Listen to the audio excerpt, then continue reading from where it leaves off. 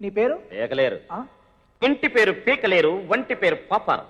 Total గా పీకలేరు పాపారావు. దేవుడి మీద ప్రమాణం చేయండి.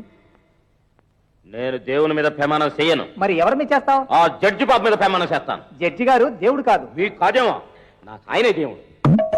నేను ఇప్పటికి 3 తడవలు దొంగతనం కేసు మీద కోర్టుకొస్తే ఎన్నడన్నా మకానుభావుడు 4 రోజులకు మించి నాకు శిక్ష ఇచ్చాడా? లేదే. ఎందుకని? ఆయన దేవుడు గనక, ఆయనకేం మనసుంది గనక.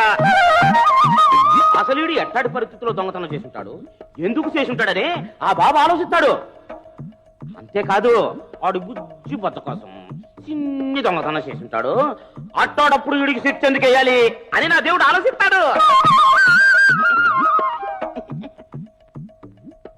మూర్తి గారు ఇంకేమైనా ప్రశ్నిస్తారా? లేదు యువర్ ఆనర్, ఇతను ఆర్టుకి దండం పెట్టి కూర్చుంటున్నా. ముద్దాయి పాపారావు నేరం అంగీకరించినందున అతనికి 29 రోజుల సాధారణ జైలు శిక్ష విధించడమైనది. చూసారా అంతే. 4 రోజుల శిక్ష ఎప్పుడు ఏడా మకానుభావుడు. అందుకే నాకు దేవుడు.